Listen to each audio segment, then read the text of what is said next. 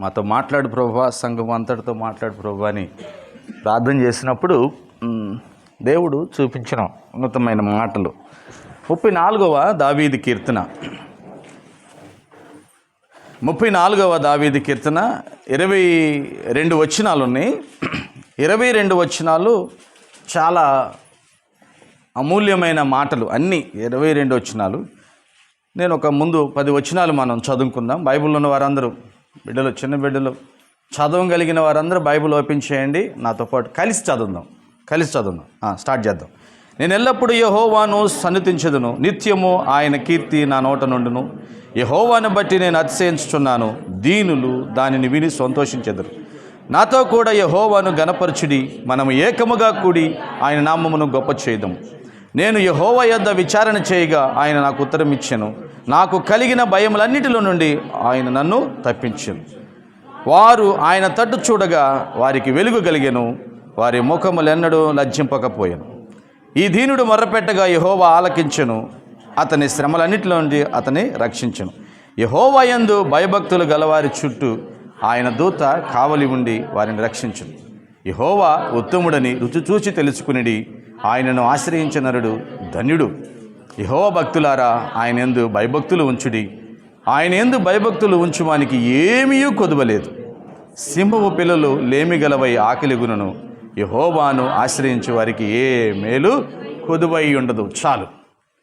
ఈ కీర్తన చాలా చక్కగా చదువుకుంటా వెళ్తుంటే ఉత్సాహం వస్తూ ఉంటుంది, మనం దాన్ని ఆనందంగా తీసుకుంటా ఉన్నప్పుడు. ఇక్కడ ఈ కీర్తన ఎవరు రాశారంటే దావీదు గారే. ఎప్పుడు ఎందుకు రాశాడు అనేది చూడండి. ఎక్కడ దావీదు అబీమెలెకు ఎదుట వెర్రివాని వలె ప్రవర్తించి అతని చేత తోలివేయబడిన తరువాత రచించిన కీర్తన. తెలుసా, దావీదు కూడా ఒక్కొక్కసారి వెర్రివాడిలాగా నటించి పరిస్థితి. అయినప్పటికీ దావీదుకి దేవుడు ఎంత గొప్పవాడో తెలుసు. దావీదుకి దేవుడు నా పట్ల ఎటువంటి ఉద్దేశం కలిగి ఉన్నాడో ఆ ఉద్దేశాన్ని ఆయన ఖచ్చితంగా నెరవేరుస్తాడని కూడా దావీదుకి తెలుసు. అందుకే దావీదు సౌలు మహారాజు ఎంత తరిమినా కానీ, పరిస్థితులు ఎంత ఘోరంగా వచ్చినప్పటికీ దావీదు ఎక్కడ బెదిరిన వాడిగా లేడు, ఏమాత్రం గాబరా పడలేదు. దావీదు చాలా ఉన్నతంగా నిలబడ్డాడు. చూడండి ఒకసారి ఆ సమూయేలు గ్రంథంలో ఈ మాటలు మనం చదవచ్చు. 1 సమూయేలు 21వ అధ్యాయము 22వ అధ్యాయము ఈ మనం ఇప్పుడు ఏదైతే చదివామో దాని గురించి వివరణ ఉంటుంది. 1 సమూయేలు గ్రంథము 21వ అధ్యాయములో మనం కొన్ని మాటలు చదువుకుందాం. 11వ వచనం, 21:11. ఆకీషు సేవకులు, ఈ దావీదు ఆ దేశపు రాజు కాడా? వారు నాట్యమాడుచు గాన ప్రతిగానములు చేచు సౌలు 1000 కొలది హతము చేసిననియు, దావీదు 10,000 కొలది హతము చేసిననియు పాడిన పాటలు ఇతను గూర్చినవే కదా అని అవి అతనిని బట్టి రాజుతో మాట్లాడగా, దావీదు ఈ మాటలు తన మనసులో ఉంచుకుని గాతు రాజైన ఆకీషునకు బహు భయపడెను. కాబట్టి దావీదు వారి ఎదుట తన చర్య మార్చుకుని వెర్రివాని వలె నటించుచు ద్వారపు తలుపుల మీద గీతలు గీయుచు ఉమ్మి తన గెడ్డమ మీదకి కారునిచ్చుచూ నుండెను.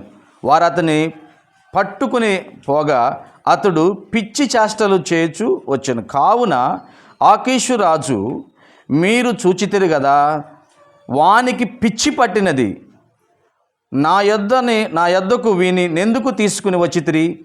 పిచ్చి చేష్టలు చేయు వారితో నాకేమి పని? నా సన్నిధిని పిచ్చి చేష్టలు చేయుటకు వీని తీసుకుని వచ్చిరేమి? వీడు నా నగరంలోనికి రాతగునా అని తన సేవకులతో అనెను. చూడండి, దావీదు గురించి చాలా విషయాలు చాలా ధ్యానం చేసాం. గొలియాతును సంహరించిన దావీదు. హల్లెలూయా. ఇశ్రాయేలు ప్రజలందరూ భయంతో ఉంటే, ఒకరోజా 40 రోజులు భయంతో ఉంటే దావీదు చిన్న బాలుడు, ఇంచుమించు ఒక 16-17 సంవత్సరాలు ఉండే బాలుడు యవ్వన కాలంలోకి వచ్చినవాడు, కత్తి లేదు, ఏమీ లేదు, వడిశాలలో రాళ్ళు తీసుకుని వెళ్ళి కనీసం కవచాలు కూడా ధరించుకోకుండా ఒక్క దెబ్బతో గొలియాతుని కొట్టేసి వెళ్ళి తన కత్తి తీసుకుని తన మెడని ఛేదించి వేసి ఇశ్రాయేలు పక్షంగా విజయాన్ని సాధించినవాడు. హల్లెలూయా. సో అంత పరాక్రమశాలి కొన్ని సమయాల్లో చూడండి ఎలాగ మారిపోయాడో, ఎలాగ మారవలసి వచ్చిందో. అంటే తన రాజు, తన తండ్రిగా భావిస్తున్న సౌలు మహారాజు ఆయన తరుముకుంటున్నాడు. ఆయన నుంచి తప్పించుకోవటానికి దాగుకుంటూ వెళ్ళి ఒక చోటకు వచ్చి ఒక రాజు దగ్గరికి వచ్చి ఆయన ఆశ్రయాన్ని కోరాడు. ఆ రాజు ఆయన చూస్తే భయపడే అంత పరిస్థితి. మరి ఎలా నటించాలి, ఎలా చేయాలి? ఆయన భయపడకుండా ఉండటానికి ఈయన వేరే వాడిలాగా చేస్తున్నాడు. ఎట్టా వాడి మీద, తలుపు మీద వేస్తాడు, ఏళ్ళతో గీతలు గీస్తున్నాడు ఏదో ఉన్నట్టుగా. ఆ నోట్లో నుంచి ఉమ్ము రప్పిస్తున్నాడు, అది గెడ్డం మీద కారేతడి చేస్తున్నాడు. ఆ పిచ్చి చేష్టలు చూసి ఈ పిచ్చోడిని పట్టుకొచ్చారేంద్రా, ఈ పిచ్చోడిని తరివేసేయండి, మన నగరంలో ఉండటానికి వీల్లేదు, వద్దుకు అనవసరం అని చెప్పి రాజు చేత తోలివేయబడ్డాడంట. తర్వాత చూడండి ఒకసారి దావీదు 22వ అధ్యాయం. దావీదు అక్కడి నుండి బయలుదేరి అదుల్లాము గుహలోనికి తప్పించుకుని పోగా అతని సహోదరులను అతని తండ్రి ఇంటి వారందరూ ఆ సంగతి విని అతని యొద్దకు వచ్చిరి. మరియు ఇక్కడ 2వ వచనం మీరు జాగ్రత్తగా, మరియు ఇబ్బంది గల వారందరూ, అప్పులు చేసుకునిన వారందరూ, అసమాధానముగా నుండి వారందరూ అతని యొద్ద కూడుకొనగా అతడు వారికి అధిపతి ఆయను. అతని యొద్దకు ఎక్కువ తక్కువ 400 మంది వచ్చి ఉండిరి. మూలిగే నక్క మీద తాటికాయ పడతాది అంటారు చూడు సార్, ఎప్పుడు విన్నారా? మూలిగే నక్క మీద అసలే పరిస్థితి బాగాక ఎక్కడో సందులో ఉండి కొద్ది తలకాయ బయట పెట్టి నేనెట్ట బతకాలా అని బయటికి పెట్టిందంట తలకాయ.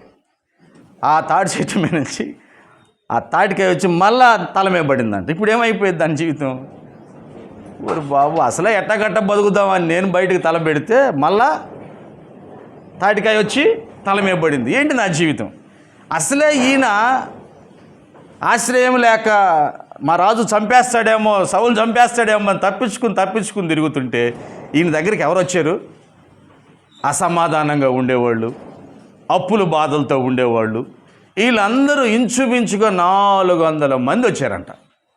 అంటే ఏంటండి ఒకసారి ఆలోచించండి. అందుకే మళ్ళా మనం 34వ దావీదు కీర్తన ఒక్కసారి అలా తీస్తే ఇక్కడ మీకు ఒక మాట చదువు, 5వ వచనం. వారు ఆయన తట్టు చూడగా వారికి వెలుగు కలిగెను, వారి ముఖములు ఎన్నడూను లజ్జింపకపోయెను. ఇక్కడ ఈ కీర్తన ఎలాగ వ్రాయగలిగాడు అంటే అనుభవం. హల్లెలూయా. బాధల్లో ఉన్నవాడు మరలా బాధల్లో ఉన్నవాడిని చూస్తే ఎలా ఉండిద్ది చెప్పండి? ఎలా ఉండిద్ది? సంతోషంగా ఉండిద్దా? ఉండదు కదా. కానీ దావీదు దగ్గరకు వచ్చి ఈ బాధలతో, అప్పులతో, అసమాధానంతో ఉన్న వారిని వాళ్ళు వచ్చి దావీదును చూసేవారికి వారికి సంతోషం కలిగిందంట. దేవునికి మహిమ కలుగును గాక. కారణం ఏంటంటే దావీదు దేవుడు ఎంత గొప్పవాడో తెలుసుకుని ఆయన మీద విశ్వాసంతో, నమ్మకంతో ముందుకు వెళుతున్న వ్యక్తి. ఆమేన్. అందుకే ఈ కీర్తన అంతా చాలా విలువైన మాటలు. అక్కడ ఫస్ట్ 3 మాటలు చూస్తే, 3 వచనాలు చూస్తే, నేను ఎల్లప్పుడూ యెహోవాను సన్నిధించెదను, నిత్యము ఆయన కీర్తి నా నోట, ఎప్పుడూ నేను దేవుణ్ణి ఆరాధిస్తాను. అరే ఎలాగ ఆరాధిస్తావు? నిన్ను తరుముకుంటున్నాడు కదా, ఎప్పుడు దొరికితే అప్పుడు చంపాలనుకుంటున్నాడు కదా, ఎలాగ ఆరాధిస్తావు? అయినప్పటికీ నా దేవుడు నన్ను ఆయన చేతికి మరణానికి అప్పగించడు. నా దేవుడు సమూయేలు ప్రవక్త ద్వారా నన్ను అభిషేకించాడు, నేనే రాజుని. హల్లెలూయా. ఎవరికన్నా ఉందా ఈ ఆలోచన? ఎప్పుడైనా దేవుడు ఒక మాట మనతో చెప్పినప్పుడు ఆ మాట ఖచ్చితంగా నా జీవితంలో నెరవేరుతుంది అనే విశ్వాసంతో మనం ముందుకు సాగలుగుతున్నావా? మధ్యలో ఏదన్నా ఆటుపోట్లు వచ్చినప్పుడు అమ్మో ఇక అది దొరకదేమో, అది అందదేమో, అది అందుకోలేమేమో అనే భయం మనలోకి వస్తుంది. అలా దావీదుకి లేదు. దావీదు ఎటువంటి పరిస్థితులైనా దేవుణ్ణి ఆరాధించడానికి ముందుకు వస్తున్నాడు. ఆమేన్. హల్లెలూయా. ఎప్పుడూ దేవుణ్ణి ఆరాధించటమే. నేను ఎల్లప్పుడూ యెహోవాను సన్నుతించెదను, నిత్యము ఆయన కీర్తి నా నోట నుండు, నేనెల్లప్పుడూ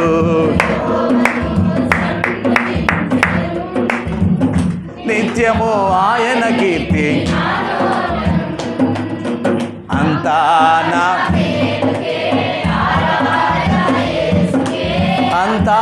నా మంచికే,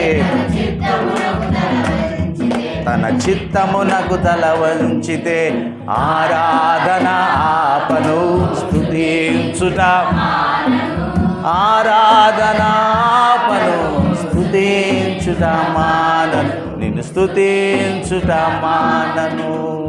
హల్లెలూయా. సో ఈరోజు మొదటిగా మన జీవితంలో మనం ఒకటి జ్ఞాపకం చేసుకోవాలి. దేవుడు నిన్ను ఏమనుకుని ఈ రక్షణలోకి పిలిచాడు? దేవుడు నీ పట్ల ఏ వాగ్దానం కలిగి నిన్ను నా రక్తం ఇచ్చి నిన్ను కొన్నాను అని చెప్పాడు? అది ముందుగా మన మనసులో రావాలి. ఆ మొదటి మాటను నువ్వు మర్చిపోవద్దు. ఆ మొదటి మాటను నా జీవితంలో నేను ఈ భూమి మీద నుంచి యేసయ్యని కలుసుకునే లోపు చేస్తాడు అనే నమ్మకం మన జీవితంలో రావాలి. హల్లెలూయా. అది దావీదు జీవితంలో ఉంది. అది దావీదు జీవితం. సమయాలు వచ్చి అభిషేకించి, ఇదిగో నువ్వు దేవుని చేత అభిషేకించబడుతున్నావు, రాజువి అని చెప్పిన సమయాలు దేవుని పని అయిపోయింది. విన్న దావీదులో దైవం, ఆ భయం అనేది స్టార్ట్ అయిపోయింది. ఆల్రెడీ గొప్ప రాజు. అప్పట్లో సౌలు వంటి రాజు లేడు, ఆయన వంటి బలాఢ్యుడు లేడు, ఆయనలాగా ఆయుధాలను చేయగలిగిన నైపుణ్యం కలిగిన వారు లేరు. అటువంటి ఆయనని తీసివేసి, అటువంటి ఆయన్ని పక్కన పెట్టి నేనట రాజునవుతాను, అసలు ఆందోళన కూడా దావీదు జీవితంలో లేదు. ఇది దేవుడు చెప్పిన మాట, ఖచ్చితంగా నేను రాజునవుతాను. హల్లెలూయా. ఎన్ని శ్రమలు, ఎన్ని ఇబ్బందులు అయినప్పటికీ నేను రాజును అవ్వగలను, ఎందుకంటే దేవుడు నాతో చెప్పింది. ఆమేన్. సో ఈ నమ్మకం నీ జీవితంలో, నా జీవితంలో రావాలి అంటే మొదటిగా దేవుడు ఎంత గొప్పవాడో మనం తెలుసుకోవాలి. ఆమేన్. దేవుడు ఎంత గొప్పవాడో మనం మనం ప్రార్థన చేస్తున్నప్పుడు, దేవుడు మన ప్రార్థనలకు జవాబిస్తూ ఉన్నప్పుడు ఆయన గొప్పతనాన్ని మనం గుర్తించగలగాలి. అందుకే ఇక్కడ 8వ వచనం ఈరోజు మనం ధ్యానం చేయాలి. యెహోవా ఉత్తముడని రుచి చూసి తెలుసుకొనుడి. ఆమేన్. యెహోవా ఉత్తముడు అని రుచి చూసి తెలుసుకొనుడి. ఉన్నాడా జాన్?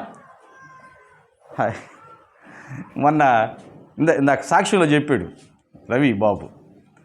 ఒకసారి అదే వేణు వాళ్ళు ఇల్లు కట్టుకుంటున్నారు, స్లాబ్ పోసుకుంటున్నారు, చక్కని భోజనం పెట్టారు. ఏం భోజనం రవి? జాన్ చెప్పు పర్లేదేం చెప్పు. బిర్యానీ, చికెన్ బిర్యానీ అంటే పిల్లలకి ఎంతమందికి ఇష్టం? అందరికి ఇష్టమే కదా. మా జాన్ తింటలా. ఏరా జాన్ అంటే ఆ వాసన వికారంగా ఉంది మా జాన్. ఏం వాసన? బిర్యానీ వాసన వికారంగా ఉందా? నువ్వేనా మాట్లాడుతుంది ఈ మాట? నువ్వేనా మాట్లాడుతుంది అంటే అడిగి బిర్యానీ తిని ఏదో అయిపోయి కడుపులో ఇన్ఫెక్షన్ అయిపోయి అంతకుముందే 2 ట్యాపులు వదిలేసాడు, వామిటింగ్స్, మోషన్స్. ఇంకా ఆ దెబ్బతో ఆ చికెన్ బిర్యానీ చూస్తుంటేనే చిరాకుపడుతుంది వాడు. అంటే అది చూడాల్సిన రీతిలో రుచి చూడకుండా ఎక్కువ చూసాడు ఈయన. తినాల్సిన రీతిలో తినకుండా ఎక్కువ తినేసాడు. దాని మీద ఏమైపోయింది? ఇప్పుడు వికారం వచ్చింది. వికారం. ఎందుకు నేను ఈ మాటలు చెబుతున్నానంటే, మన జీవితంలో భూమి మీద ఉన్న వాటి మీద, అనేకమైన వాటి మీద అనవసరమైన రుచులు, అనవసరమైన ఆశలు పెట్టుకుంటే వాటిని ఒకరోజు మనం దూరం చేసుకునే ప్రమాదం ఖచ్చితంగా ఉంది. వీటన్నిటినీ సృష్టించిన దేవుని మీద ఆశ పెట్టుకుని ఆయన ఎంత గొప్పవాడో రుచి చూడగలిగితే ఎప్పటికీ మనం ఆయన దగ్గర నుంచి దూరం కాము. హల్లెలూయా. దూరమయ్యే పరిస్థితి రాదు, ఎందుకంటే ఆ టేస్ట్ అంత బాగుంటుంది. హల్లెలూయా. ఆ రుచి అంత బాగుంటుంది. యెహోవా ఉత్తముడు, నా దేవుడు మంచి దేవుడని ఒక్కసారి నువ్వు తెలుసుకుంటూ రోజు అది ఆనందిస్తూ ఉంటే ఆ దేవుని దగ్గర నుంచి మనం ఎవరము దూరము అవ్వలేము. ఇది దావీదుకి తెలుసు. దావీదు స్టేట్మెంట్ ఇది.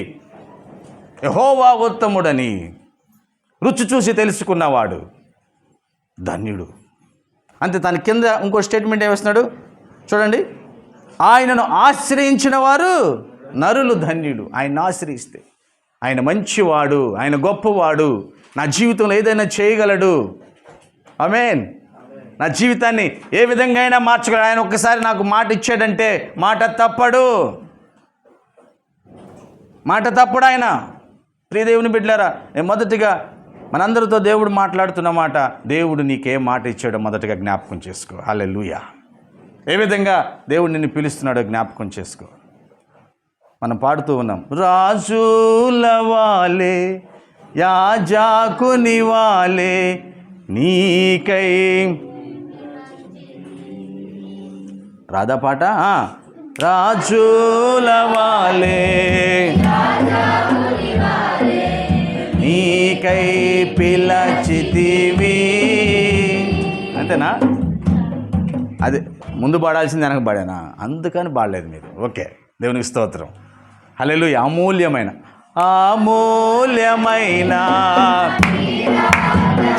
హల్లెలూయా. ఇప్పుడు రాజుల వాలే యాజకుని వాలే నీకై పిలచితివి. ఎవరు పిలిచారు? ఇప్పుడు తెలుసుకోవాలి మనం. ప్రతి ఒక్కరిని దేవుడు పిలిచాడు. ఎందుకు పిలిచాడు, ఎలా పిలిచాడంటే, నువ్వు నేను రాజుమి, నువ్వు నేను యాజకులము. ఆమేన్. సో ఈ పని చేయటానికి మనల్ని దేవుడు పిలిచాడు. ఇది మర్చిపోవద్దు.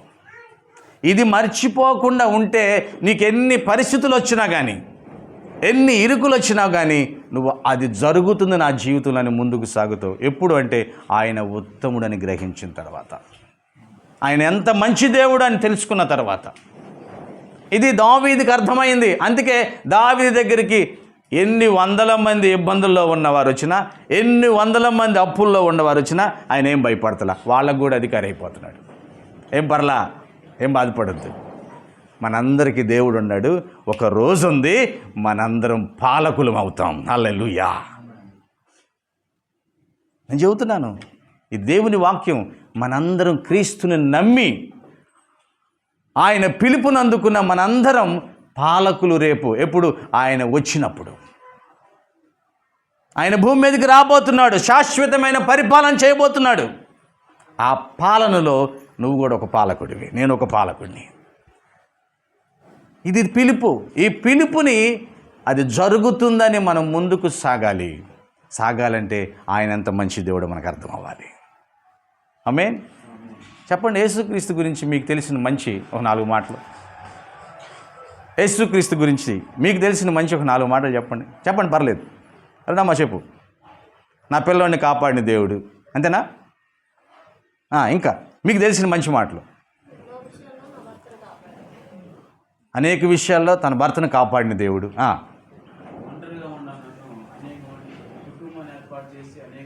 ఓ ఏకాంగులను సంసారులుగా చేసిన దేవుడు వాక్యానుసారంగా. హల్లెలూయా. అంటే ఒంటరి వాడిని ఒక కుటుంబంగా మార్చిన దేవుడు. చెప్పండి. మీ పిల్లలకి ఏం లేదా? పిల్లలు చెప్పాలి. పిల్లలు నిజం చెబుతారు ఇప్పుడు. హల్లెలూయా. చదువుకోవడానికి మంచి జ్ఞానం ఇచ్చిన దేవుడు. ఏం జాన్, ఏం లేదా? మంచి నాన్న ఇచ్చిన దేవుడు, మంచి అమ్మనిచ్చిన దేవుడు. ఎవరు చెప్పలేదురా నాయన? వీళ్ళకేదో కోపం ఉంది తల్లిదండ్రుల మీద. చెప్పండి, బయట ఉన్న వాళ్ళు చెప్పండి. దేవుని గురించి మంచి మాటలు 1, 2 మంచి. అందుకే అదే అంటున్నాడు దావీదు గారు ఇక్కడ. ఆయన దయాళుడని, ఉత్తముడని ఎవరైతే తెలుసుకుంటాడో, తెలుసుకోవాలి ఫస్ట్, అప్పుడు ఆయన్ని మనం ఆశ్రయించగలం. వాడు ధన్యుడు. ఆమేన్. ఎప్పుడైతే నువ్వు ఆశ్రయిస్తావో అప్పుడు నువ్వు ఆయన ఆరాధించగలవు. ఎందుకంటే మన భారం అంతా ఆయన మోస్తాడు. హల్లెలూయా. ఆ విశ్వాసం మన జీవితంలోకి వస్తుంది. ఇప్పుడు చాలామంది ప్రార్థనకు వస్తున్నాం, ప్రార్థన అయిపోయిన తర్వాత ఎక్కడి నుంచి ముగించామో వచ్చేటప్పుడు మళ్ళీ అదే స్టార్ట్ చేసుకుని వెళ్ళిపోతాం. అంటే ప్రార్థనకు వచ్చిన తర్వాత అదే ముగింపును స్టార్ట్ చేయమన్నాడు దేవుడు. ఎక్కడ ఒకవేళ ఏడుపుతో వచ్చావు, వేదనతో వచ్చావు, దానికి ఇక్కడ జవాబు దొరుకుతుంది. దాన్ని మళ్ళీ అందుకుని వెళ్ళకూడదు, దాన్ని విడిచిపెట్టి వెళ్ళిపోవాలి, సమాధానం తీసుకుని వెళ్ళిపోవాలి. హల్లెలూయా. అంత ఉత్తముడు మన దేవుడు. ఆమేన్. కన్నిటికి బదులు ఆనందమే, ఇక ఆనందమానందమే. కన్నిటికి ఇక ఆనందమానందమే. నిరుత్సాహ ఆత్మ వెడలిపోయే, ఇప్పుడు ఉత్సాహ ఆత్మ వచ్చింది. నిరుత్సాహ ఇప్పుడు ఉత్సాహ ఆత్మ వచ్చింది. స్తుతింతుం స్తుతింతుం. ఆమేన్. బాధలన్నీ మరచి, హల్లెలూయా. స్తుతింతుం స్తుతింతుం. బాధలన్నీ మరచి సాగిపోదాం, స్తుతుల వస్త్రం ధరించి దుఃఖమంతా మరచి స్తుతించి మహోన్నతుని. హల్లెలూయా. అది దేవుణ్ణి కలుసుకున్నప్పుడు, దేవుని యొక్క గొప్పతనాన్ని అర్థం చేసుకున్నప్పుడు మళ్ళా వెళ్ళి ఇది అయిపోయింది, 4 మాటలు అయిపోయినాయి, అక్కడికెళ్ళి మా ఇంట్లో సమస్య ఎలాగుందంటే, సమస్యకి బదులు కోసం వచ్చాం, దేవుడు బదులు ఇచ్చేసాడు. హల్లెలూయా. ఇంకా సమస్య గురించి మనం మాట్లాడకూడదు. నా దేవుడు పిలిచిన పని కోసం నేను మాట్లాడాలి. హల్లెలూయా. నన్ను రాజుగా చేశాడు, నన్ను యాజకుడిగా చేశాడు, ఆ పని నేను మాట్లాడుకోవాలి, దాని గురించి మనం ఆలోచించాలి. దావీదు యొక్క ఆలోచన తీరు అలా ఉంది ప్రియ దేవుని బిడ్డలారా. అందుకే ఈ 34వ కీర్తన ఎంత ఉన్నతంగా ఉంటుంది చూడండి. అక్కడ 10వ వచనం ఎంత చక్కగా ఉంటుంది. సింహపు పిల్లలు లేమి గలవై ఆకలి గునును, యెహోవాను ఆశ్రయించు వారికి ఏ మేలు, అయ్యా ఏ మేలు కొదవే ఉండదు. అంటే అన్ని మేలులు ఎవరికి వచ్చేది? దేవుని నమ్మిన వారికి. గట్టి చప్పలు కొట్టండి. హల్లెలూయా. ఇది సత్యం. దేవుని నమ్మిన బిడ్డలకు మాత్రమే ఎక్కువ మేలులు కలుగుతాయి. ఏ మేలు అంటే ఇక ఇంకొకటి మనకు దాటి వెళ్ళిపోయేది ఉండదు. ఉన్న మేలులన్నీ దేవుని బిడ్డలు అనుభవించాలి. ఎంత చక్కగా ఉంది, ఎంత ఉన్నతంగా ఉంది. మరి మన జీవితంలో ఆ మేలులు అనుభవించే పరిస్థితిలో నువ్వు నేనున్నామా? ఉండలేదు అంటే కారణం ఏం తెలుసా? ఆయన ఎంత గొప్పవాడో నీకు తెలియట్లేదు. హల్లెలూయా. ఆయన ఎంత మంచివాడో నీకు అర్థం కాలేదు. ఇంకా నీకు ఒక సమస్య వచ్చినప్పుడు ఆ సమస్యని బయట ప్రపంచం దగ్గరికి వెళ్ళి పొందుకోవాలనుకుంటున్నావా? లేదు, మొదటిగా నా దేవుడు దయాళుడు, నా దేవుడు ప్రేమ కలిగిన దేవుడు, మొదటగా ఆయన్ని ఆశ్రయించాలి, నేను ఆయన్ని అడగాలి అని అడిగే మనసు కలిగి ఉండవా? ఈరోజు ఏదన్నా ఒక పని జరగాలంటే మొదటగా మనం ఏం చేస్తున్నాం? ఎక్కడెక్కడ దొరుకుతాయి, ఎక్కడెక్కడ చేయాలి అని ఆలోచిస్తూ ఉన్నాం. అది కాదు, ఆయన దయాళుడని నీకు ఆ టేస్ట్ తెలిస్తే ఆడకు కాదు ముందు వెళ్ళాల్సింది ఎక్కడికి? ఆయన్ని ఆశ్రయించాలి. ఆమేన్. అర్థమయ్యేలా చెప్పండి. హల్లెలూయా. ఆయన్ని ఆశ్రయించాలి మనం. పిల్లల గురించి సమస్య కానీ, ఎడ్యుకేషన్ గురించి పరిస్థితులు కానీ, నీ ఆర్థిక స్థితులు కానీ, అనారోగ్య పరిస్థితి కానీ, ఎక్కడికి పరిగెత్తాలి? ఫస్ట్ మనం యెహోవా దేవుణ్ణి ఆశ్రయించాలి. భార్యాభర్తలు కలిసి కూర్చోవాలి, కుటుంబంతో కలిసి ప్రార్థించే వారిగా ఉండాలి. ఆయన ఈ దీంట్లో కూడా ఉంటుంది.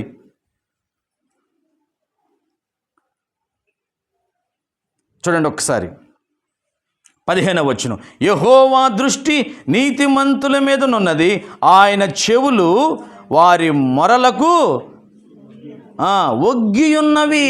అంటే ఆలకించే దేవుడు ఆయన. ఎప్పుడు అడుగుతాడా నా కుమారుడు, ఎప్పుడు అడుగుతుందా నా కుమార్తె? అయ్యో నన్ను అడగకుండా వెళ్ళిపోతున్నారయ్యా. హల్లెలూయా. నీకు సహాయం చేయాలని చెప్పి నీ మధ్యలో, నీ మార్గం మధ్యలో దేవుడు నుంచున్నాడు. ఒకసారి ఆలోచించండి. ఇలాగ మీరు ఊహించండి. నీ దేవుడు నీకు కావాల్సిన అవసరతను పట్టుకుని నీకు ఇవ్వడానికి సిద్ధంగా ఉన్నాడు. కానీ నువ్వేం చేస్తున్నావు? అదే మార్గం గుండా ఆయన దాటి వెళ్ళిపోతున్నావు. ఎవరు కారణం? పొందుకోకుండా ఉండటానికి కారణం ఎవరు? కనుక నేనే. ఆయన నీకోసం వెయిట్ చేస్తున్నాడు. నువ్వేమో ఆయన్ని పట్టించుకోకుండా వేరే చోటకి వెళ్తే నా అవసరం తీరుతుందని పరిగెడుతున్నావు. ఆయన నీ కోసమే కనిపెట్టి ఉన్నాడు. హల్లెలూయా. ప్రియ దేవుని బిడ్డలారా, ఈరోజు దేవుడు నీతో మాట్లాడుతున్న మాట, నువ్వేమో ఎక్కడెక్కడికో పరిగెడుతున్నావు. ఆయన నువ్వు ప్రార్థిస్తే నీకు బదులు ఇచ్చి నీకు అవసరతను తీర్చాలని ఆయన వేచి ఉన్నాడు. హల్లెలూయా. ఆయన బిడ్డలు ఆకలిగా ఉండటం ఆయన ఇష్టం లేదండి. అంతకైతే ఒకానొక సమయంలో అడవికి రాజుగా ఉన్న సింహమైన ఆకలితో ఉండొచ్చు, ఆ పిల్లలైన ఆకలితో ఉండొచ్చు, కానీ దేవుని నమ్మిన బిడ్డలకు ఆకలితో ఉండే అవకాశమే లేదంట. హల్లెలూయా. నేను చిన్నవాడినైనను ఇప్పుడు ముసలివాడినైనను యెహోవా భక్తుల యొక్క పిల్లలు చెయ్యి చాచటం కానీ అడుక్కోవటం కానీ నేను చూచి ఉండలేదు. ఆమేన్. అసలు ఎంత ఉన్నతమైన మాట అది కదా. ఆయన బిడ్డలు, ఆయన భయభక్తులతో ఉన్న బిడ్డలు చెయ్యి చాచుకుని అడుక్కోవడం నేను చూడను. ఇది మర్చిపోతున్నాం. ఎందుకు మర్చిపోతున్నాం అంటే ఆయన టేస్ట్ మనకు తెలియట్లేదు. ఆ వాక్యములో ఉన్న ఆ మాధుర్యం మనం అర్థం కావట్లేదు. ఎహెస్కేల్తో ఒక బుక్ ఇచ్చి చూసి ఎలా ఉందా, ఆయా అంతా రాయబడి ఉందయ్యా, తింటావా, తింటానయ్యా, తినేసానయ్యా, ఎలా ఉంది, అబ్బా దేనికంటే మధురంగా ఉందయ్యా. హల్లెలూయా. దేనికంటే మధురంగా ఉందయ్యా. ఏంటది? దేవుని వాక్యం. ప్రియ దేవుని బిడ్డ, ఆ రీతిగా నువ్వు వాక్యాన్ని ధ్యానించగలుగుతున్నావా? ఆ రీతిగా ప్రార్థిస్తున్నావా? మొక్కుబడైతే నీకు నిజంగా రుచి తెలియదు. మొక్కుబడిగా నువ్వు చదివితే, మొక్కుబడిగా ప్రార్థన చేస్తే దేవుని వాక్యంలో ఉన్న సత్యం నీకు అర్థం కాదు. వయసు పెరిగిపోతుంది, అనుభవం పెరిగిపోతుంది దేవుని సన్నిధిలో, కానీ రావాల్సిన ఆత్మీయ ఆశీర్వాదాన్ని నువ్వు పొందుకోలేవు. నేను చాలాసార్లు పిల్లలకు చెబుతాను, మరి రాజేష్ గుర్తుందో లేదు, చాలామంది స్టాండ్ వేసిన సైకిల్ ఏం చేస్తున్నారు, తొక్కుతూ ఉన్నారు. ఏమైద్ది? చెమటలు పోస్తాయి, ఆకలి అయింది, కానీ సైకిల్ కదిలిద్దా? చాలామంది ఈరోజు అదే పరిస్థితిలో ఉన్నారు. స్టాండ్ వేసుకున్న వాళ్ళు దొక్కుతున్నారు. చూడటానికి ఎట్టున్నాం మనం? ప్రయాసపడుతున్నాం. బా ఎంత తెల్లరి బొడ్డులు లెగుతారు. ఈ ఊరు కాకుండా చీరాలు వెళ్తున్నారంట ప్రార్థనకి. వెళ్తున్నావు, మంచిదే. ఎలా ఉండాలి మనం? యెహోవా ఉత్తముడని రుచి నీకు తెలిసిందా? హల్లెలూయా.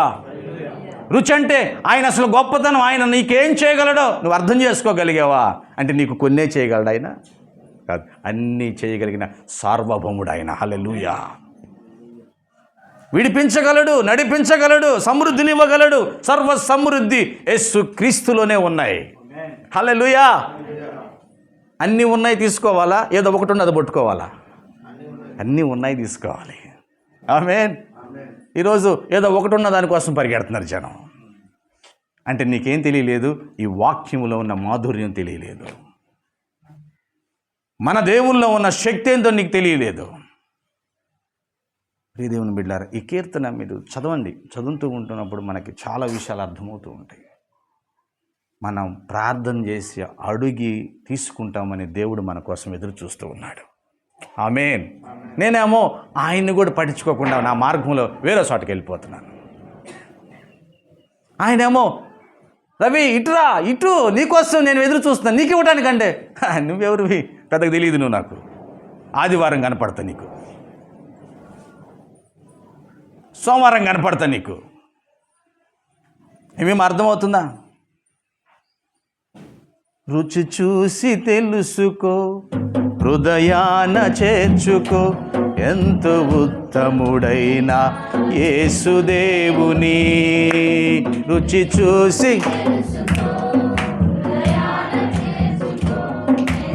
ఉత్తముడైన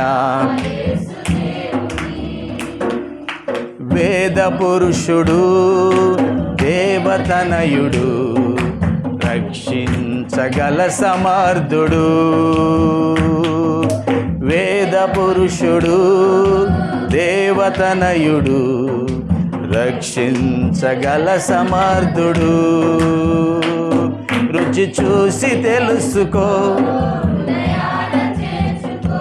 ఎంతో ఉత్తముడైన యేసుదేవుని. ఇదే కీర్తనని అనేక విషయాలు తీసుకుని మన పేతురు గారు చక్కగా మొదటి పత్రిక రాశాడు. చూడండి ఒకసారి ఇదే విషయాలు, ఈ 34లో ఉన్న కీర్తనలు కొన్ని మాటలు తీసుకుని ఆయన ఇక్కడ చక్కగా సంఘం గురించి మనకు అర్థమయ్యే రీతిలో అర్థం చేసుకోవటానికి పరిశుద్ధాత్మ పూర్ణుని రాసిన మాటలు 2వ అధ్యాయము మొదటి నుంచి మనం కొన్ని వచనాలు చదువుకుందాం. 2వ అధ్యాయం. ప్రభువు చదవండి ఎవరైనా బిగ్గరగా. మొదటి పేతురు రాసిన మొదటి పత్రిక 2వ అధ్యాయం 1 నుంచి 1.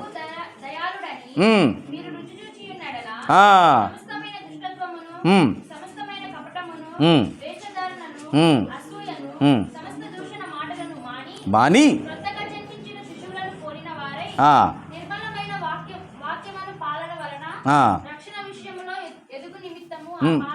ఆ పాలను అపేక్షించుడి.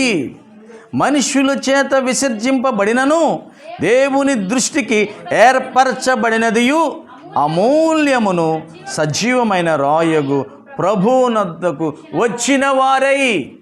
ఇక్కడ ఆగదాం మనం. అంటే అలాంటి నమ్మకం, అలాంటి రుచి మన జీవితంలోకి వస్తే మనం ఎక్కడికి తీసుకొస్తాడు దేవుడు? సంఘముగా కట్టబట్టానికి తీసుకొస్తాడు. హల్లెలూయా. సంఘముగా, జీవము కలిగిన దేవుని సంఘములో జీవము కలిగిన రాయిగా నిన్ను తీసుకొస్తాడు.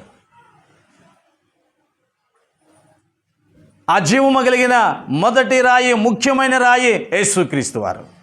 ఆమేన్. హల్లెలూయా. ఆయన ముఖ్యమైన రాయి, మూలరాయి. ఆయనే ముఖ్యమైన రాయి, మూలరాయిగా ఉండి ప్రవక్తలను, అపోస్తులను కట్టిన పునాది మీద నిన్ను నన్ను కట్టబోచున్నాడు ఆయన. హల్లెలూయా. అంటే ఆయన వరుసలో నీవు నేను సజీవమైన రాయిగా ఉండాలి. ఎవరి వరుసలో? యేసుక్రీస్తు యొక్క వరుసలో. ఆమేన్. అలా రావాలంటే ఆయన ఎంత గొప్పవాడు రుచి చూసి తెలుసుకోవాలి. రుచి చూసి తెలుసుకోవటమే కాదు, నిర్మలమైన ఆ వాక్యాన్ని, ఆ ప్యూర్, ఆ పాల లాంటి ఆ వాక్యాన్ని ప్రతిరోజు మనం తీసుకునేవారిగా ఉండాలి. ఆమేన్. అరే నాన్న, ఇప్పుడు మనం అడిగామనుకో, మీ పాపకు రోజు పాలు ఇస్తామమ్మంటే, అదేందన్నయ్య, నేను రోజు ఇగిపోతే ఎట్లా అన్నయ్య? ఏమమ్మా, ఒక 4 రోజులు ఇగిపోతే ఏమైంది అన్నాను అనుకో, నా మీద ఇప్పుడు నవ్వుతుంది కానీ భయంకరంగా కోపం వచ్చింది. ఏమి, నా పాపను ఏం చేయాలనుకుంటున్నావు అన్నయ్య? నువ్వు పాలు ఇగిపోతే ఎలా బ్రతికిద్ది? దేవుడు నాకు అలా పాలు ఇచ్చి పెంచమని కదా నాకు ఇచ్చింది బాబుని. నిజమే కదా. మరి యేసుక్రీస్తు నిన్ను రక్షించింది దేనికి? అందుకే అక్కడ ఉంచండి. రక్షణ విషయములో ఎదుగు నిమిత్తము ఆ పాలను అపేక్షించుడి. హల్లెలూయా. అర్థమైంది మరి చెప్పండి. హల్లెలూయా. నీ రక్షణ విషయములో నువ్వు ఎదగాలి అంటే ఏ పాలు కావాలి? వాక్యం అనే పాలు, నిర్మలమైన వాక్యం. ఈ నిర్మలమైన వాక్యము మన హృదయంలోకి రావాలంటే ఇక్కడ కొన్ని ఉండి అవి తీసేసుకోవాలి. ఇప్పుడు జాన్ తింటున్నావా? ఇప్పుడు ఆహారం బాగా తీసుకుంటున్నావా? ఇంకా ఆకలి అవ్వట్లేదా? అవుతుందా? అవుతుందండి. దేవుని స్తోత్రం. మొన్న అంటాడు, ఆకలి అవ్వట్లేదు మావయ్య నాకు అంటున్నాడు. ఆకలి అవ్వకపోవడానికి కారణం ఏంటి? ఇన్ఫెక్షన్ అయింది లోన. ఆ చెడ్డది, ఈ చెడ్డది, అది ఇది వేసి. జాన్ ఏమనుకోమాక, నాకు కూడా అవుతుంది అప్పుడప్పుడు. ఇక్కడ ఉన్న వాళ్ళందరికీ అప్పుడప్పుడు ఇన్ఫెక్షన్ అవుతుంది కదమ్మా. స్టమక్ ఇన్ఫెక్షన్ అవుతుంది, ఫుడ్ పాయిజన్ అయింది ఏదో ఒక సమయంలో. అంటే వివేచన లేకుండా తింటే,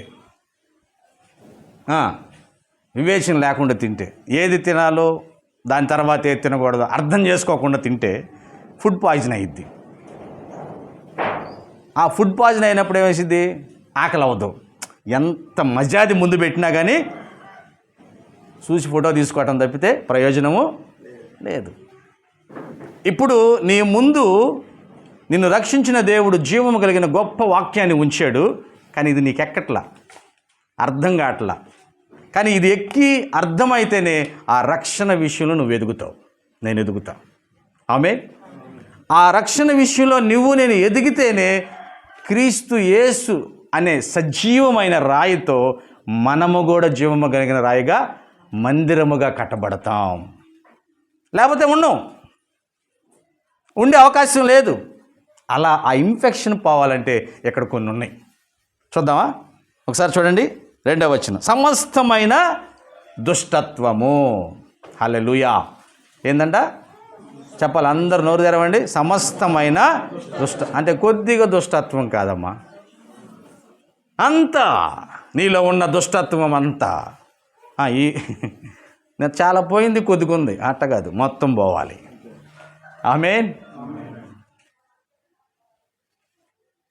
4 గదులు ఉండవాలి. ఎన్ని గదులు ఊడ్చాను అమ్మ? ఎన్ని ఊడ్చా? 3 అయిపోయినాయి, 2 ఊడవాలి, ఇంకా ఉండాలి. శుభ్రం మొత్తం చేయాలంటారా? లేకపోతే పర్లేదు వెళ్ళిపోమంటారా? తల్లులు చెప్పండి. మొత్తం చేయాలమ్మా, శుభ్రం మొత్తం చేయాలి కదా, రోజు శుభ్రం చేసుకోవాలి కదా.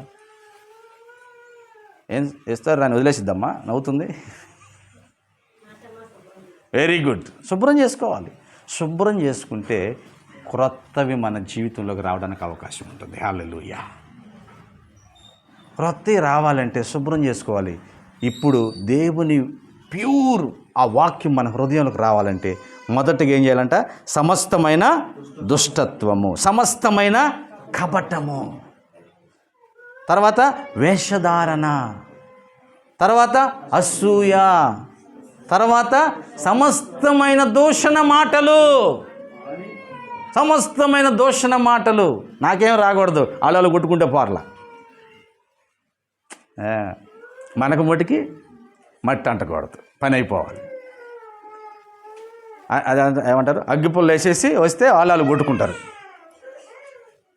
అలాంటి నీ జీవితంలో ఏముండి ఒకసారి ఆలోచించు. ఇవన్నీ ఉంటే ఇట్లా ఏది ఒక్కటుండా ఏమెక్కదు. ఎంత ఉన్నతమైన వాక్యమో అది నీకు రుచి తెలియదు. కరోనా టైంలో ఎంత కారం తిన్నాం, ఎంత మసాలా తిన్నాం తెలుస్తుందా? కారణం రావాల్సింది ఏదో జలుబు వచ్చేసింది, నాలుగుకి పోవాల్సిన టేస్ట్ పోయింది. అప్పుడు పోయింది. ఈరోజు క్రైస్తవులుగా దేవుని వాక్యాన్ని తీసుకుని బైబిల్ను మోసుకుంటూ ఆరాధన చేయడానికి వస్తున్న మనకి పోతే ఎలాగా టేస్ట్? మనకి ప్రతిరోజు ఉన్నతమైన టేస్ట్ రావాలి. ఆమేన్. అర్థమవుతుందా? ప్రతిరోజు ఉన్నతంగా రుచి రావాలి. ఎంత బాగుంది. మొన్న చదివిన వాక్యం ఈరోజు చదువుతుంటే అది చాలా ఉన్నతంగా ఉంది. ఆ అనుభవంలో ఉన్నావా నువ్వు? ఆ అనుభవంలోకి రావాలంటే మేబీ నీలో ఉన్న దుష్టత్వం పోవాలి, మీలో ఉన్న కపటం పోవాలి, నాలో ఉన్న అసూయ ద్వేషాలు పోవాలి. ఆమేన్. ఇవన్నీ ఎప్పుడైతే ఆ గదిలో నుంచి బయటికి వెళ్ళిపోతాయో క్రొత్తది ఆ గది నిండా నింపబడుతుంది. ఆమేన్.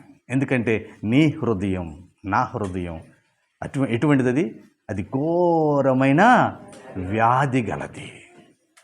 అది మామూలు వ్యాధి కాదు. అంటే ఘోరమైందంటే ఎన్నో. అరుణమ్మ ఎన్నో ఉంటాయి అంటావు? చాలా ఉంటాయి. ఎందుకంటే మెడికల్ కాబట్టి అడుగుతుంది నేను. ఎన్ని రోగాలు ఉంటాయో.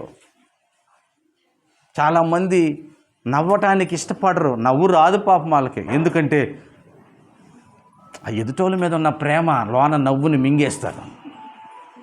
ఎదుటోళ్ళు నవ్వినా కానీ వీళ్ళకి నవ్వు రాదు. కారణం వాళ్ళ మీద పగ. నువ్వెందుకు సంతోషంగా ఉండవు, నేనెందుకు?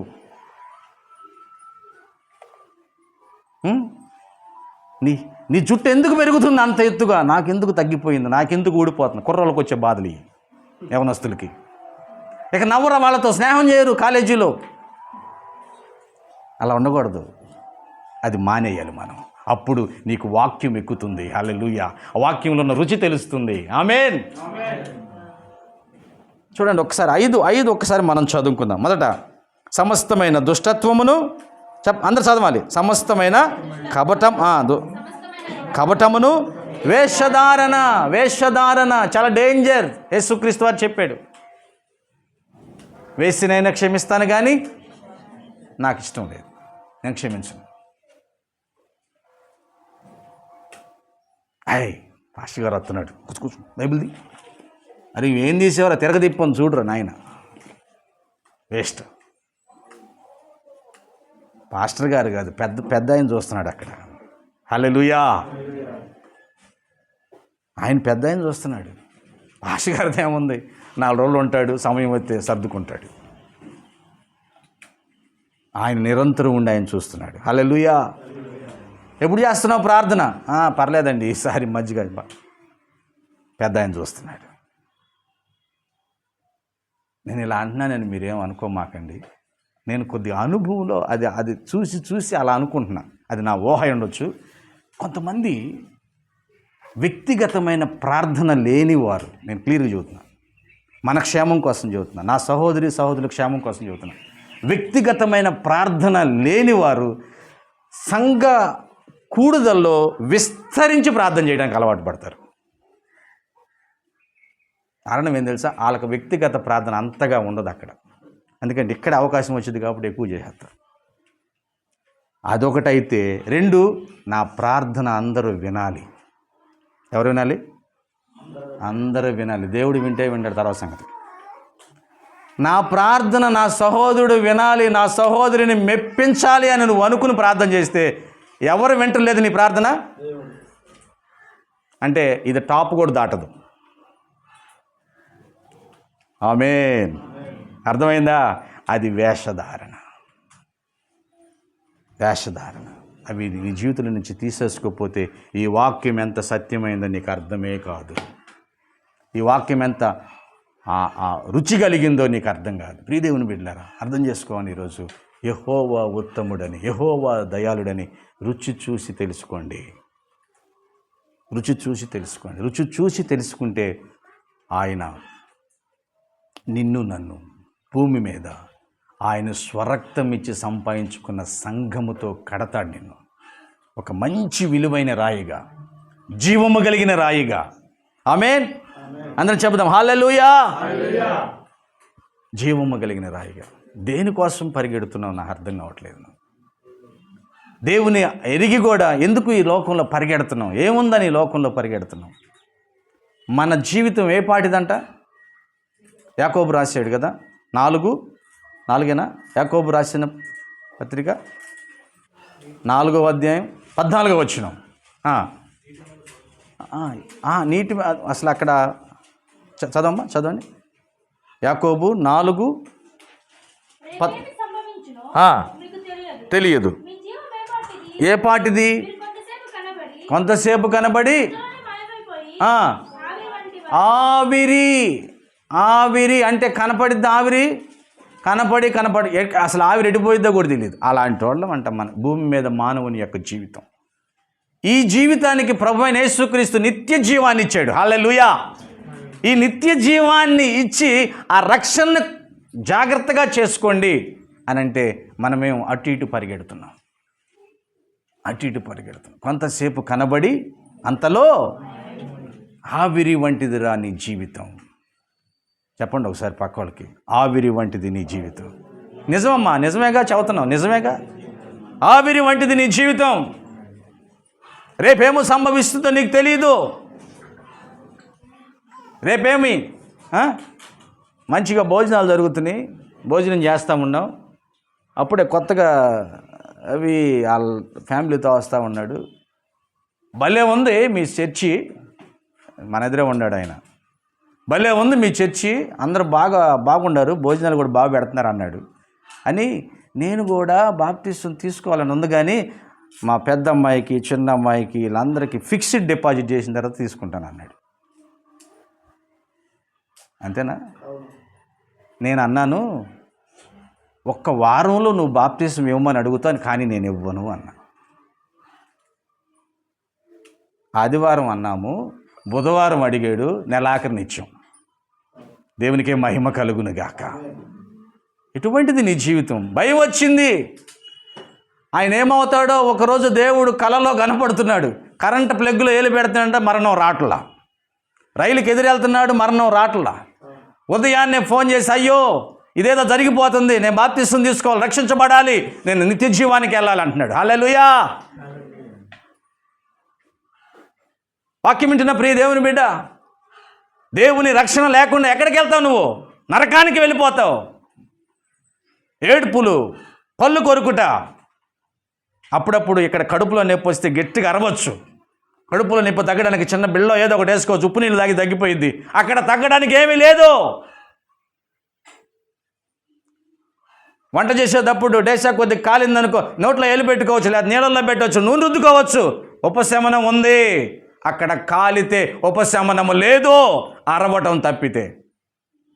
భయపెట్టలేదు, జరిగింది, జరుగుతూ ఉంది. దేవుడు మనకు చెప్పింది నేను మీకు చెబుతున్నాను. హల్లెలూయా. దేవుడు నిన్ను ఒక యాజకుడిగా, రాజుగా పిలుస్తుంటే, ఒక జీవము కలిగిన దేవుని సంఘంలో ఒక చక్కని బండగా ఉండాలంటే నువ్వేమో లోకంలో పరిగెడుతున్నావు. ఆ వాక్యం యొక్క రుచి తెలియక, దేవుని యొక్క ఆనందం తెలియక ఎక్కడికెక్కడికో పరిగెడుతున్నావు. ఏమైందో తెలియదు ప్రియ దేవుని బిడ్డ. రేపు అనేది నాది కాదు. దేవుడు కృప చూపిస్తే రేపు అనేది నాది. ఆమేన్. హల్లెలూయా. ఎంతమంది నమ్ముతారు ఈ మాట? రేపు అనేది నాదా, నీదా? కాదు. కృప చూపిస్తే నాది, ఆయన దయ చూపిస్తే నాది. మరి ఇప్పటి వరకు ఎంత దయ చూపించాడు నీ పట్ల ఆయన. హల్లెలూయా. ఎంత దయ చూపించాడు. మన సాయంత్రం అరుణ ఫోన్ చేసి, అన్నయ్య నా జీవితంలో దేవుడు చేసిన మేలు అన్నయ్య, ఎంత మేలు చేశాడు. మా పాప ఆ ఉయ్యాల్లో ఊగుతూ పూర్తిగా కాళ్ళు వరకే ఉయ్యాల్లో ఉండే, తలంతా కిందకు వచ్చేసింది. మేము చూసుకోకపోతే పరిస్థితి ఏంది? దేవుడు నేను చూశాను కాబట్టి సరిపోయింది అన్నయ్య. హల్లెలూయా. మా సిద్ధు రత్న వాళ్ళ బైక్ దగ్గరికి వెళ్ళాడు. భయం చేసాడు తెలియదు, బైక్ అంతా కింద పడిపోయింది. బైక్ కింద మరి సిద్ధు ఉన్నాడు, కానీ గీత కూడా పడలేదని ఆ దేవుడు నన్ను, మా బిడ్డని కాపాడాడు. హల్లెలూయా. ఎంత మంచి దేవుడు అండి మన దేవుడు. నీకు చేయలా? నీ జీవితంలో నువ్వు అనుభవించట్లా, నా జీవితంలో అనుభవించట్లా, కానీ ఆ రుచిని నువ్వు అర్థం చేసుకోవట్లేదు. కాసేపు ఉండి కాసేపుట్లో తొలగిపోయే దీనికోసం ఏడకేడకో పరిగెడుతున్నాం. హల్లెలూయా. ప్రియ దేవుని బిడ్డలారా, ఆయన ఎంత ఉత్తముడు మనం రుచి చూసి తెలుసుకోవాలి. ఆమేన్. ఎంత ఉత్తముడు. మనందరం ఎటువంటి వారు అంటే ఎక్కడ చెబుతాడు చూడండి. అదే 1వ అధ్యాయం, పేతురు రాసిన మొదటి పత్రిక 1వ అధ్యాయం 24వ వచనం. ఎటువంటి వాళ్ళమంట మనం? 1:24. ఒకళ్ళు కాదు, అందరిని అంటున్నాడు. సర్వ శరీరులు గడ్డిని పోలిన వారు, వారి అందమంతయు గడ్డి పువ్వు వలె ఉన్నది. గడ్డి ఎండును, దాని పువ్వు రాలును, అయితే ప్రభువు వాక్యము ఎల్లప్పుడూ నిలుచును. హల్లెలూయా. దేవుని వాక్యం ఎల్లప్పుడూ ఉంటుంది. అది నువ్వు నేనేమైపోతాం? గడ్డి ఇప్పుడు బాగుంటుంది, పువ్వు చాలా బాగుంటుంది ఉదయం, సాయంత్రానికి ఏమైద్ది? వాడిపోయిద్ది. తర్వాత ఏమైద్ది? రాలిపోయిద్ది. ఆ తర్వాత త్రొక్కబడిద్ది. తెలీదా? ఆ తర్వాత అందరూ ఒక సాట పోగు చేసి మంటేస్తారు. వస్తారుగా, మనం మిస్ అయినా కానీ వాళ్ళు వస్తారు. ప్రభుత్వం వాళ్ళకు ఉద్యోగం ఇచ్చింది. చీపురు పెట్టి చక్కగా ఊడ్చి బండిలో వేసుకుని ఊరు బయటకు తీసుకెళ్ళి మొత్తం మంటేస్తారు. ఇది మన లైఫ్. ఆ లైఫ్ని దేవుడు వెలిగించాడు. ఆమేన్. ఆ లైఫ్కి దేవుడు నిత్య జీవం ఇచ్చాడు. ఆ నిత్య జీవాన్ని తీసుకోవాల్సిన నువ్వు నేను ఎలా ఉంటున్నావు? సజీవమైన రాయిగా ఉంటున్నావా, లేకపోతే నిర్జీవమైన రాయిగా ఎక్కడెక్కడో నాకు ఒక దశ లేదు, ఒక గమ్యం లేదని తిరుగులాడుతూ ఉన్నావు? దేవుడు ఇప్పుడు చెబుతున్నాడు, దేవుడు మనందరినీ యాజకులుగా, రాజులుగా పిలిచాడు. ఆమేన్. ఈ సత్యం దావీదుకి తెలుసు. దావీదు ఆ రోజు రాజుగా పిలువబడ్డాడు, రాజుగా అభిషేకించబడ్డాడు. కాబట్టే దావీదు నిత్యం ఆయన ఆరాధిస్తూ ఉన్నాడు, ఆయనలో సంతోషిస్తూ ఉన్నాడు. ఎంతమంది ఆయన దగ్గరికి బాధపరిచే వాళ్ళు వచ్చినా కానీ ఆయన మటుకు బాధపడలేదు, సంతోషంగానే ఉంటున్నాడు. హల్లెలూయా. చివరిగా ఆయన రాజు అయ్యాడండి. 40 సంవత్సరాలు ఇశ్రాయేలు ప్రజల్ని పరిపాలించాడు. ఈరోజు యేసుక్రీస్తుని ఎలా పిలుస్తాం? దావీదు కుమారుడా నన్ను దాటిపోకయా, నజరేతు వాడా నన్ను విడచి. దావీదు కుమారుడా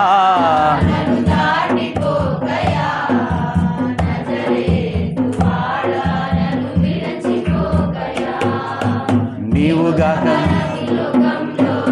ఎవరున్నారయ్యా, నీవుగాక చోటే లేదయ్యా, నీవు తప్ప నాకు లోకంలో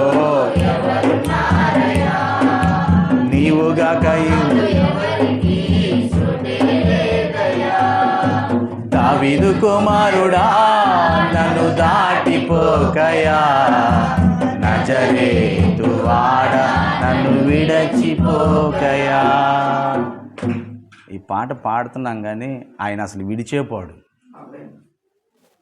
ఆయన మనల్ని పట్టుకుని ఉన్నాడు, నువ్వు ఇదిలించుకుని పోతున్నావు.